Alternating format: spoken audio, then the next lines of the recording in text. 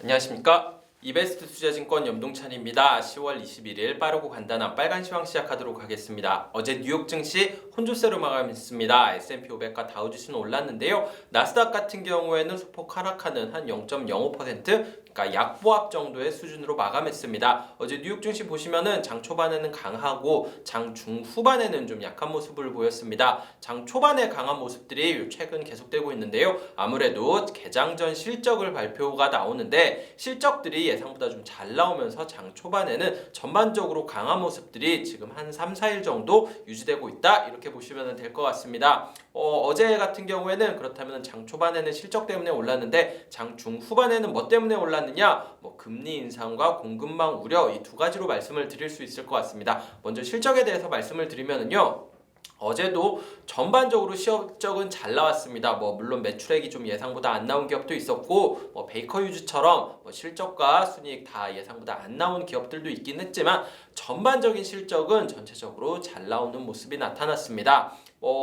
레피니티브라고 이 컨센서스 이렇게 합치고 이렇게 제시하는 기관이 있는데, 여기서 얘기를 한 거 뉴스를 보니까요, 지금 실적 발표가 S&P 500 기업의 한 14%가 이어졌는데 14% 중에서 전체 그 예상치를 상회한 기업의 실적 비중은 한 85%였다, 이렇게 얘기를 하더라고요. 아마 이건 EPS 기준일 겁니다. 매출액으로 하면은 이것보다는 좀 떨어지지 않을까라고 생각을 하는데, 어쨌든 85%의 기업이 예상보다 실적이 잘 나왔다는 거는 굉장히 긍정적인 어닝 시즌이 이어지고 있다라고 평가해도 무방할 것 같습니다.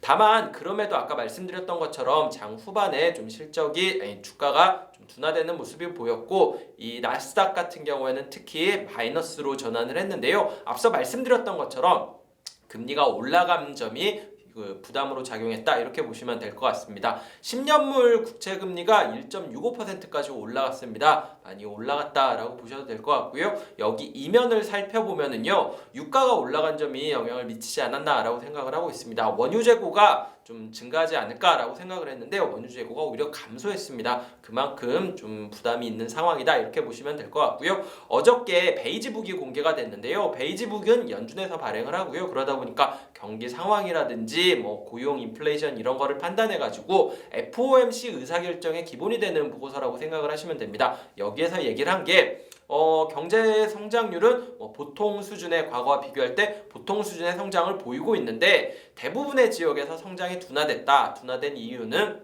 노동력이 부족하고 공급망 문제가 발생했기 때문이다라고 평가를 하고 있습니다. 이런 내용들이 다 합쳐지면서 유가는 올라갔고 시장 금리가 올라갔고 인플레이션 우려가 이어졌고, 이런 내용들이 반영되면서 나스닥이 마이너스로 전환했다, 이렇게 요약을 하시면 될 것 같습니다. 어저께 좀 볼만한 이슈 같은 경우에는요, 유럽에서 그 독일 중앙은행 총재가 옌스 바이트만 총재가 있는데요, 이분이 사임하겠다라고 선언을 했습니다. 사실 ECB에 있는 의원들의 얘기들을 좀 보셨던 분들은 아시겠지만 옌스 바이트만 총재 같은 경우에는 굉장히 매파적인 총재였습니다. 그런데 이분이 좀 사퇴를 하면서 ECB에서 좀 매파적인 의견을 가장 강하게 얘기하던 분이 사퇴하면서 좀 상황에 변화가 발생했다, 이 정도는 체크하셔도 괜찮을 것 같아요.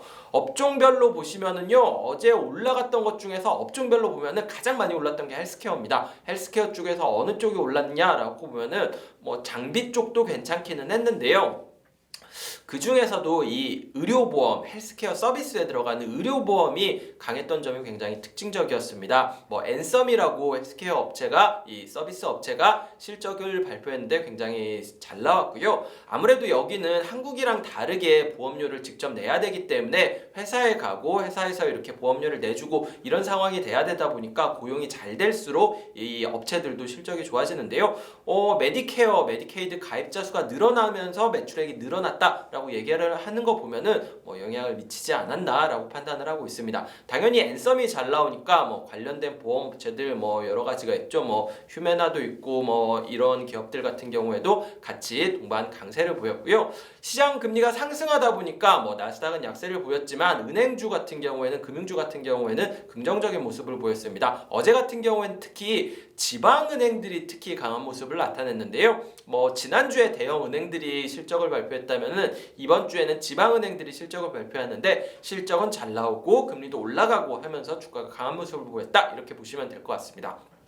어제 S&P 500 순위 수익률 순위 상위 10개 중에서 5개가 지방은행을 차지할 정도로 어제 은행 같은 경우에는 전반적으로 좀 긍정적인 모습을 보였고요. 뭐 M&T 은행이라든지 피플스 유나이티드 뱅크 이런 지방은행들이 전반적으로 실적 호조와 함께 강세를 보였다. 이렇게 요약을 하시면 될 것 같습니다. 마지막으로 떨어진 업종 같은 경우에는 노바백스를 얘기해야 될 것 같은데요. 노바백스 같은 경우에는 아시는 것처럼 백신 만드는 회사인데 코로나 백신 만드는 회사인데 최근에 품질 문제가 있어가지고 생산이 차질이 발생했다라는 얘기가 나오면서 주가가 10% 이상 하락했습니다. 사실 장 초반에는 20% 이상 하락했다가 좀 회복하기는 했는데요. 어쨌든 노바백스 같은 경우에는 품질 문제가 제기가 됐고요. 물론 회사에서는 성명을 통해서 그렇지는 않다, 품질에 큰 문제가 없다라고 얘기를 했는데 주가에는 크게 영향을 미치지 못하고 여전히 마이너스 14% 정도로 마감했다. 이렇게 요약하시면 될 것 같습니다.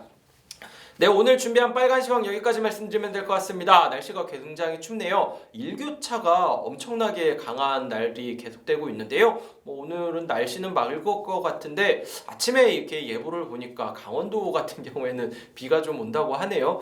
이렇게 요새 비 소식 많은 경우가 잘 없었는데 요새 같은 경우에는 주기적으로 비 소식 오는 것도 좀 특이한 것 같아요. 어쨌든 이게 일교차가 너무 심해가지고 아침에는 외투 입고 낮에는 이렇게 얇은 옷만 입고 다녀도 되고 이런 상황이 되고 있다 보니까 옷차림 같은 경우에도 좀 신경 쓰셔야 될 것 같고요. 당연히 감기도 조심해야 되는 시기가 돼야 될 것 같습니다.